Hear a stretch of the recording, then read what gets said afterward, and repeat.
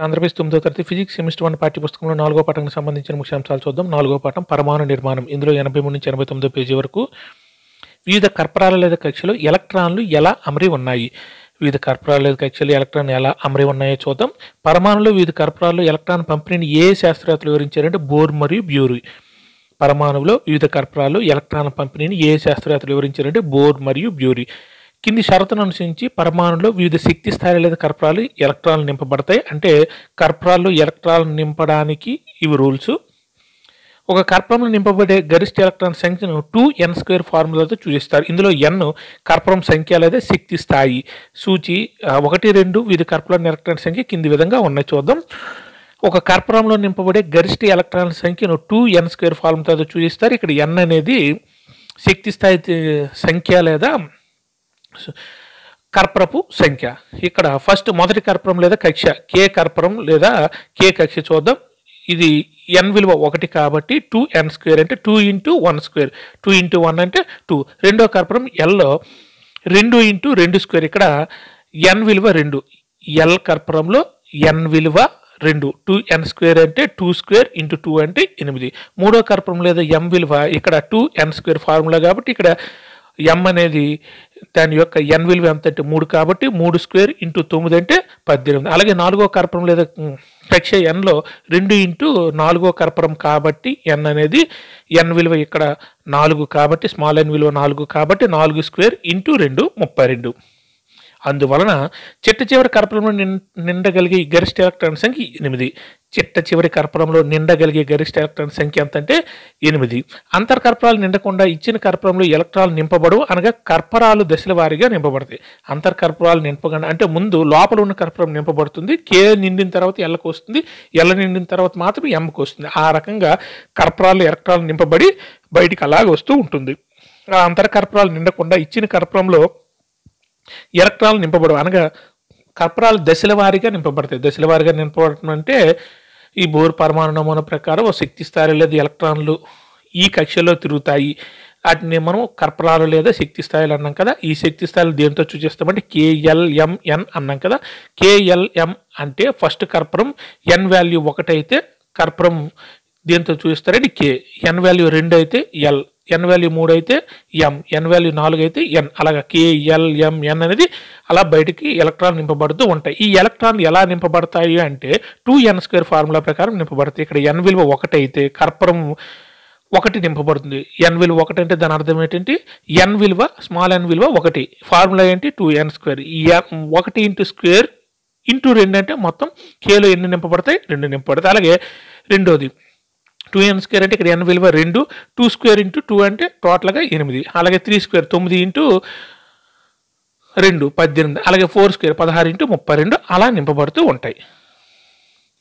మొదటి 18 మూలకాల పరమాణు నిర్మాణాలు క్రమ పద్ధతిలో కింది పటంలో అంటే పటం 4.4లో చూపబడ్డాయి. చూద్దాం. మొదటి 18 ఫస్ట్ది హైడ్రోజన్, మధ్యలో కేంద్రకం ఉంది, 1 ఎలక్ట్రాన్ నింపారు. తర్వాత హీలియం 2 చూసారా, 2 డాట్లు పెట్టారు. అలాగే లిథియం మొదటి కర్పరంలో ఎన్ని నింపబడతాయి 2 నింపబడతాయి. తర్వాత 8, తర్వాత 18, తర్వాత 32 కాబట్టి మొదటి దాంట్లో 2 కంప్లీట్ అయిపోయాయి కాబట్టి 3 కాబట్టి లిథియం అనేది 3 కాబట్టి తర్వాత కర్పరం ఎల్ కర్పరంకి పోయింది 1 ఎలక్ట్రాన్ కాబట్టి లోపల ఉన్న దాని కర్పరంలో 2 పెట్టారు, తర్వాత ఒక దాంట్లో 1 పెట్టారు. అలాగే బెరీలియం 4 కదా, తర్వాత మొదటి దాంట్లో 2 పెట్టారు, కే కర్పరంలో 2 ఎలక్ట్రాన్లు ఉన్నాయి. అలాగే మొదటి కర్పరం నింపిన తర్వాత కర్పరంకి వెళ్ళాలి కాబట్టి లోపల కర్పరం నింపిన తర్వాత కే కర్పరం నిండిపోయింది, లేదా కే కక్ష నిండిపోయింది. తర్వాత మిగిలిన 2 తర్వాత కర్పరంలోకి పోయినాయి. తర్వాత beryllium boron hydrogen, helium, lithium, beryllium, boron 5 కాబట్టి మొదట 2 వేశారు, తర్వాత ఎల్ కర్పరంలో 3 పెట్టారు. అలాగే కార్బన్, నైట్రోజన్ ఇవి ఇలా చూడండి ఎంతవరకు అంటే ఆర్గాన్ వరకు ఇచ్చారు మనకి. కొంచెం అబ్జర్వ్ చేయండి అవన్నింటిని. మొదటి కర్పరం నింపిన తర్వాత ఎలా నింపాలంటే మొదటి దాంట్లో 8 నింపాలి, 2 కంప్లీట్ అయిన తర్వాత దానికి పోవాలి. రెండో దాంట్లో 8 నింపాయి అనుకోండి, తర్వాత 8 కంప్లీట్ అయిన తర్వాత పైన ఉన్న దానికి బాహ్య కర్పరానికి పోవాలి. అప్పుడు 18 నింపాలి. 18 నింపిన తర్వాత 32 దానికి పోవాలి మనం. ఆ రకంగా ఎలక్ట్రాన్లు నింపుతూ ఉంటారు. కార్బన్ మరియు సోడియం పరమాణులో ఎలక్ట్రాన్ పంపిణీ రాయండి అంటే కార్బన్ 2, 4 కార్బన్ మొత్తం 6 కదా. మొదటి దాంట్లో కే దాంట్లో ఎన్ని నింపుతారు 2. రూల్ ప్రకారం 2n² రూల్ ప్రకారంగా మొదటి కర్పంలో 2 నింపుతారు. తర్వాత మిగిలిన 4 ఏమో తర్వాత కర్పంలో నింపుతారు. టోటల్గా 6 కాబట్టి కార్బన్. అలాగే సోడియం 11 సోడియం యొక్క పరమాణు సంఖ్య 11 కాబట్టి మొదటి 2, తర్వాత 8, తర్వాత ఎంత నింపాలి, మిగిలిన ఎన్ని ఉన్నాయి, 2, 8 అంటే 10 అయిపోయినాయి. సోడియం 11 కాబట్టి మిగిలిన 1, తర్వాత KLM కర్పూరంలో మిగిలిన 1 నింపారు. ఈ రకంగా పరమాణుల ఎలక్ట్రాన్ పంపిణీ అనేది జరుగుతూ ఉంటుంది. ఒక పరమాణులో KL కర్పూరాలు పూర్తిగా నిండి ఉంటే ఆ పరమాణులో గల మొత్తం ఎలక్ట్రాన్ సంఖ్య అంతా నడుతుంది. KL అంటే కేలో ఫస్ట్ దాంట్లో 2 నింపాలి, తర్వాత దాంట్లో 8 నింపాలి, టోటల్గా 2 + 8 అంటే 10. సంయోజకత.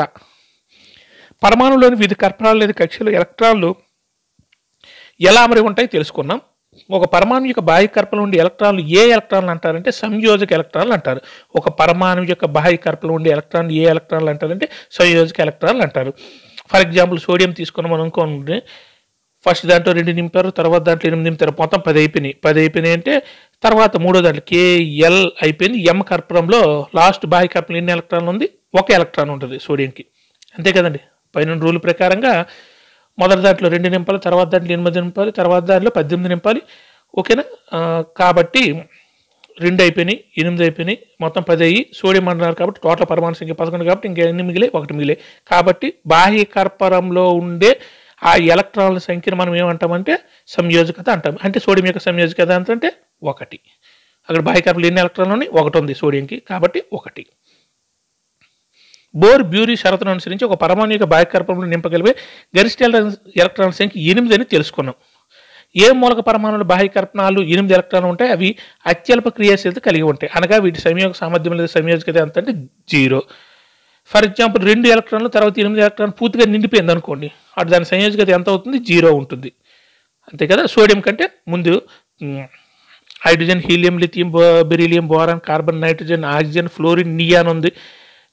అక్కడికి వచ్చేసరికి నియాన్ అనేది 10 కదా. 10కి వచ్చేసరికి ఏమవుతుంది, మొదటి దాంట్లో 2 నిండిపోతాయి, తర్వాత దాంట్లో 8 నిండిపోతాయి. అంటే బాహ్య కర్పూరంలో ఇంకా ఎలక్ట్రాన్లు మరి ఉండవు కాబట్టి దాని సంయోజకత అనేది 0 ఉంటుంది. కాబట్టి దాని సంయోజకత అనేది 0 చెప్తాం, 0. జడవాయు మూలకాలు హీలియం పరమాణు బాహ్య కర్పూరం 2 ఎలక్ట్రాన్లు ఉండగా మిగిలిన మూలక పరమాణు బాహ్య కర్పూరాలు ఎన్ని ఎలక్ట్రాన్లు ఉంటాయి, 8 ఎలక్ట్రాన్లు. జడవాయు మూలకాల్లో హీలియం తప్ప, హీలియం పరమాణు బాహ్య కర్పూరంలో 2 ఎలక్ట్రాన్లు, హైడ్రోజన్, హీలియం అంటాం కదా, హీలియంలో 2 బాహ్య కర్పూరాలు ఉంటాయి. మిగిలిన మూలక పరమాణు బాహ్య కర్పూరాలు ఎన్ని ఎలక్ట్రాన్లు ఉంటాయంటే 8 ఎలక్ట్రాన్లు ఉంటాయి. ఇప్పుడు చూద్దాం, మొదటి 10 మూలకాల సంఘటనం, వివిధ కర్పూరాలు ఎలక్ట్రాన్ పంపిణీ ఆల్రెడీ పైన నేర్చుకున్నాం, టేబుల్ కూడా ఇచ్చారు. మూలకం పేరు హైడ్రోజన్, దాని సంకేతం H, పరమాణు సంఖ్య 1, ప్రోటాన్ల సంఖ్య 1, న్యూట్రాన్ల సంఖ్య 0, ఎలక్ట్రాన్ల సంఖ్య 1. ఎలక్ట్రాన్ పంపిణీ ఎలా జరిగిందని KLM అని ప్రకారం జరగాలి కాబట్టి Kలో మొదటి ఎలక్ట్రాన్ 1 వేశారు కాబట్టి వ్యాలెన్సీ 1. బాహ్య కర్పూరంలో ఎన్ని ఎలక్ట్రాన్లు ఉన్నాయి, 1 ఉంది కాబట్టి దాని వ్యాలెన్సీ అనేది వ్యాలెన్సీ లేదా సంయోజకత అనేది ఏంటవుతుంది, 1 అవుతుంది. అలాగే హీలియం సంకేతకం 2, దీని పరమాణు సంఖ్య 2, ప్రోటాన్ల సంఖ్య 2, న్యూట్రాన్ల సంఖ్య 2, ఎలక్ట్రాన్ సంఖ్య కూడా 2. తర్వాత 2, 8 ఆ ప్రకారంగా నింపాలి కాబట్టి మొదట 2 నింపిన తర్వాత ఇంక ఎలక్ట్రాన్లు అయిపోయినాయి కాబట్టి బాహ్య కర్పూరంలో 2 ఎలక్ట్రాన్లు ఆల్రెడీ నిండిపోయినాయి కాబట్టి బాహ్య కర్పూరంలో ఇంకా 0 ఎలక్ట్రాన్లు ఉన్నాయి కాబట్టి దాని సంయోజకత 0 హీలియంకి. తర్వాత లిథియం తీసుకుందాం, పరమాణు సంఖ్య 3, ప్రోటాన్ల సంఖ్య 3, న్యూట్రాన్ల సంఖ్య 4, ఎలక్ట్రాన్ సంఖ్య 3. అలాగే బాహ్య కర్పూరంలో ఎన్ని ఎలక్ట్రాన్లు ఉన్నాయి, K 2 నిండిపోయినాయి. బాహ్య కర్పూరం అంటే ఎల కర్పూరంలో ఎన్ని ఎలక్ట్రాన్లు నింపారు, 1 నింపారు కాబట్టి దాని సంయోజకత లేదా వ్యాలెన్సీ 1. అలాగే బెరీలియం 4, ప్రోటాన్ల సంఖ్య 4, పరమాణు సంఖ్య 4, ప్రోటాన్ల సంఖ్య 4, న్యూట్రాన్ల సంఖ్య 5, ఎలక్ట్రాన్ల సంఖ్య 4. అలాగే మొత్తం టోటల్గా పరమాణు సంఖ్య 4 కాబట్టి 2 నింపారు. 2 తర్వాత 8 నింపాలి, 8 నింపాలి, కానీ ఇక్కడ 2 నింపారు కాబట్టి బాహ్య కర్పూరంలో ఎన్ని ఎలక్ట్రాన్లు ఉన్నాయి, 2 ఉన్నాయి కాబట్టి దాని సంయోజకత ఎంత 2. ఆ రకంగా ఒక్కొక్కటి చూసుకోండి. ఇక్కడ నియాన్ చూద్దాం. నియాన్ యొక్క పరమాణు సంఖ్య ఎంత 10, ప్రోటాన్లు 10 ఉంటాయి, ఎలక్ట్రాన్లు 10 ఉంటాయి, న్యూట్రాన్లు 10, అన్ని 10 ఉంటాయి. మొదటి 2 నింపారు మొదటి కక్షలో, తర్వాత 8 నింపారు, బాహ్య కర్పూరాలు ఎన్ని ఉన్నాయి, 0 ఉన్నాయి కాబట్టి దీని సంయోజకత ఎంత అంటే 0. సింపుల్గా 2, 8, 18, 32 వీటిని తీసుకొని దానికి దగ్గరగా ఉండే మూలకాలను అంచనా వేస్తే మన సంయోజకతని ఈజీగా మనం నేర్చుకోవచ్చు. ఫర్ ఎగ్జాంపుల్ హీలియం తీసుకుని దాని సంయోజకత 0 కాబట్టి దాని పక్కన ఉండే లిథియంకి 1 అవుతుంది, తర్వాత ఉండే బెరీలియంకి 2 అవుతుంది, తర్వాత బోరాన్కి 3, కార్బన్కి 4, నైట్రోజన్ 3, 4 అయిపోయినాయి. మళ్ళీ నైట్రోజన్ అనేది దేనికి దగ్గరగా ఉంది, దగ్గరగా ఉంటే ఫ్లోరిన్ నియాన్కి దగ్గరగా ఉంది కాబట్టి ఇట్టిన చోట్ల లెక్క పెడతారు 1, 2, 3 అని. అలాగా ఇక్కడ ఏం తీసుకుంటారంటే హీలియం, ఫ్లోరిన్, ఇక్కడ 18 ఆర్గాన్, వీటిని తీసుకొని వాటి దగ్గరగా ఉండే మూలకాల సంఖ్యను తీసుకొని వాటిని ఏది దగ్గరగా ఉందో దాన్ని మైనస్ చేస్తూ లేదా ప్లస్ చేస్తూ దాని సంయోజకతలు మనం తెలుసుకుంటూ ఉంటాం. మూలక పరమాణుల సంయోగ సామర్థ్యం అనగా చర్యనందు స్వభావం లేదా అదే మూలక పరమాణువుతో లేదా విభిన్న మూలక పరమాణులతో చర్య జరిపించేందుకు చేసే ప్రయత్నంలో వాటి బాహ్య కర్పణాలను పూర్తిగా నింపుకుంటాయి. మూలక పరమాణుల సంయోగ సామర్థ్యం అంటే కలిసే సామర్థ్యం అనగా చర్యనుందే స్వభావం మరియు అదే మూలక పరమాణుతో లేదా విభిన్న మూలక పరమాణులతో చర్య జరిపేందుకు చేసే ప్రయత్నంలో వాటి బాహ్య కర్పణాలను పూర్తిగా నింపుతూ ఉంటాయి. ఫర్ ఎగ్జాంపుల్ సోడియం ఉందనుకో, బాహ్య కర్పణం ఒకటి ఉంటుంది.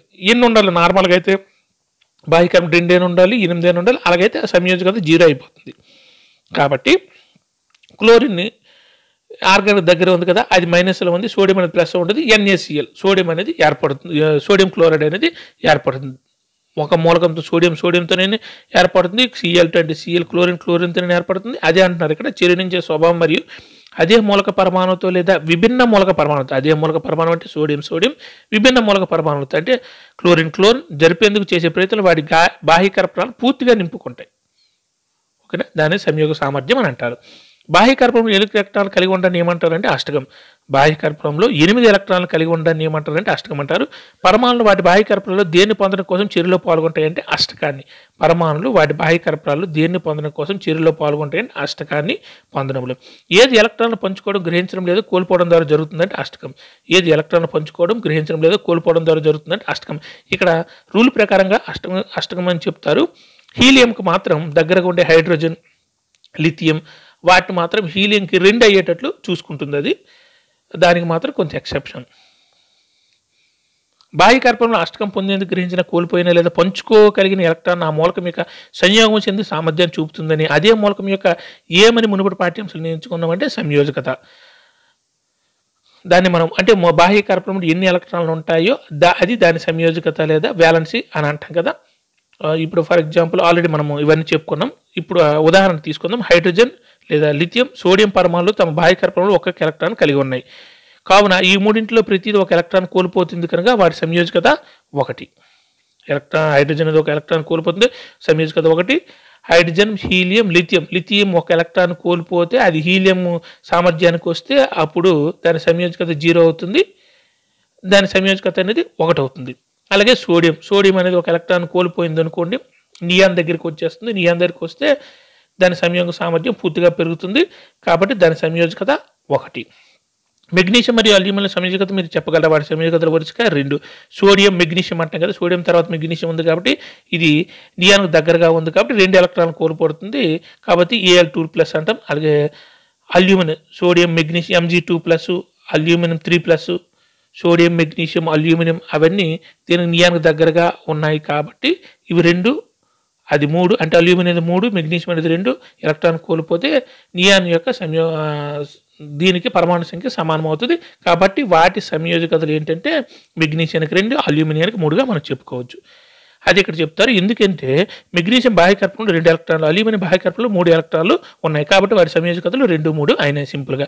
ఒకవేళ పరమాణు బాహ్య కర్పణంలోని ఎలక్ట్రాన్ సంఖ్య అందులో నింపగలిగే ఎలక్ట్రాన్ సంఖ్య దగ్గరగా ఉంటే దాని సంయోజకతను మరోలా నిర్ణయిస్తారు. అది ఏంటంటే ఉదాహరణకి ఫ్లోరిన్ పరమాణు బాహ్య కర్పణలో 7 ఎలక్ట్రాన్లు ఉంటాయి కనుక దాని సంయోజకత 7గా ఉండాలి. కానీ ఫ్లోరిన్ 7 ఎలక్ట్రాన్ కోల్పోవడం కంటే 1 ఎలక్ట్రాన్ గ్రహించడం సులభం కనుక దాని వ్యాలెన్సీ అష్టకం నుండి 7 ఎలక్ట్రాన్ తీసుకువేయగా 1 అని అదే ఫ్లోరిన్ వ్యాలెన్స్ అవుతుందని ఈ విధంగా ఆక్సిజన్ యొక్క సంయోజకత కూడా లెక్కించవచ్చు. ఈ గణన నుండి నీవు ఏమి పొందిన ఆక్సిజన్ యొక్క సంయోజకత ఎంత అంటే 2. ఇప్పుడు ఫ్లోరిన్ ఉంది, ఫ్లోరిన్ అనేవి 7 ఎలక్ట్రాన్లు బాహ్య కర్పణంలో ఉంటాయి, కానీ 1 ఎలక్ట్రాన్ గ్రహించితే ఏమవుతుంది, పక్క నుండి దానికి సంయోజకత పోతుంది. కాబట్టి అప్పుడు ఫ్లోరిన్ ఇక్కడ 7 ఎలక్ట్రాన్ కోల్పోవడం కదా 1 ఎలక్ట్రాన్ గ్రహించడం జరుగుతుంది సులభం కనుక దాని వ్యాలెన్స్ అష్టకం నుండి 7 ఎలక్ట్రాన్ తీసివేయగా 1 అని అదే ఫ్లోరిన్స్ వ్యాలెన్స్ ఏమైనా అవుతుందని ఈ విధంగా ఆక్సిజన్ యొక్క సంయోజకత కూడా లెక్కించవచ్చు. ఈ గణన నుండి నీవు పొందిన ఆక్సిజన్ యొక్క సంయోజకత ఎంత అంటే 2.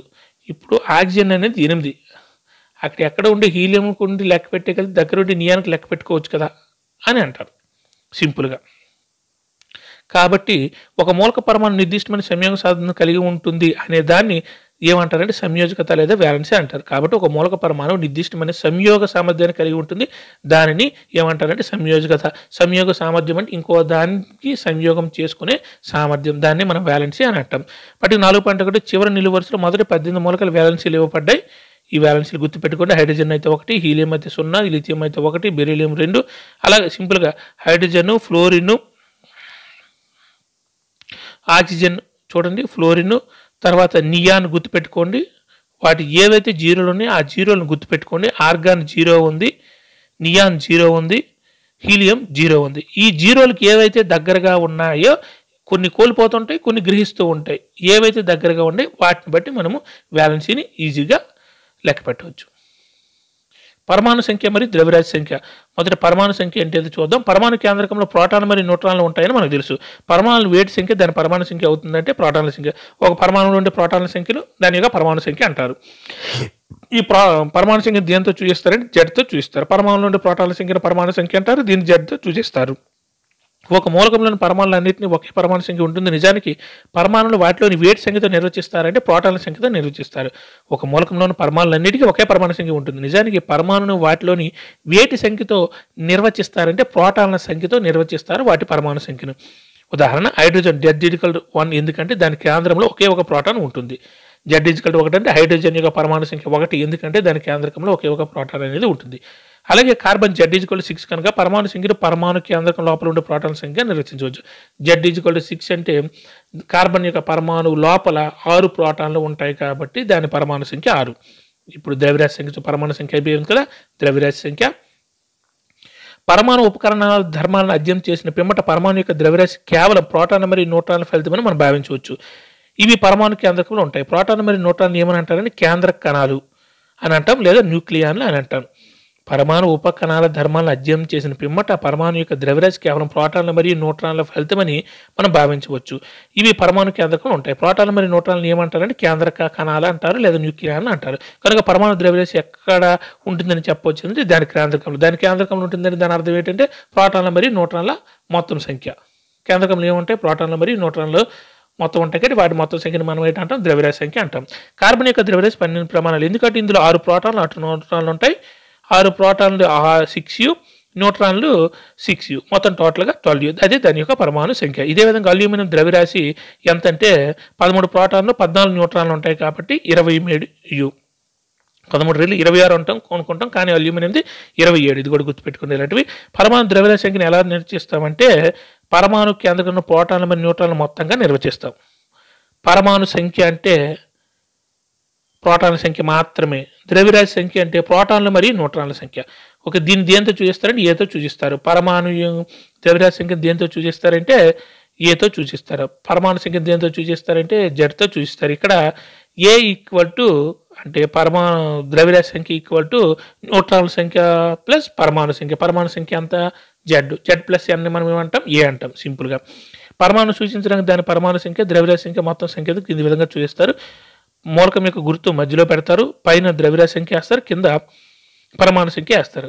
ఇప్పుడు నైట్రోజన్ తీసుకుందాం. నైట్రోజన్ యొక్క పరమాణు సంఖ్య 7, దాని ద్రవ్యరాశి సంఖ్య 14. 14 పై వేస్తారు, కిందనేమో 7 వేస్తారు. ఒక పరమాణుని ఎలక్ట్రాన్ సంఖ్య 8 మరియు ప్రోటాన్ సంఖ్య కూడా 8 అయితే పరమాణు యొక్క పరమాణు సంఖ్య 8. దాని పరమాణుపై గల ఆవేశం 0. 2, 8 అని మనం చెప్పుకున్నాం కదా. పరమాణు యొక్క ఆవేశం ఎంత అంటే 0. పట్టిక 4.1 సాయంతో ఆక్సిజన్ మరియు సల్ఫర్ యొక్క ద్రవ్యరాశి ఎంత అంటే ఆక్సిజన్ అయితే దాని యొక్క ద్రవ్యరాశి ఎంత అడుగుతున్నారు. ద్రవ్యరాశి సంఖ్య అంటే దాని అర్థం ఏంటంటే పరమాణువులో ఉండే ప్రోటాన్ల మరియు న్యూట్రాన్ల సంఖ్య. ఆక్సిజన్కి పరమాణు సంఖ్య ఎంత 8, న్యూట్రాన్ల సంఖ్య ఎంత 8. టోటల్గా దాని ద్రవ్యరాశి సంఖ్య ఎంత 16. అలాగే సల్ఫర్కి పరమాణు సంఖ్య 16, న్యూట్రాన్ల సంఖ్య 16, టోటల్గా 32 దాని ద్రవ్యరాశి సంఖ్య. సల్ఫర్ యొక్క ద్రవ్యరాశి సంఖ్య 32, ఆక్సిజన్ యొక్క ద్రవ్యరాశి సంఖ్య 16. Thank you.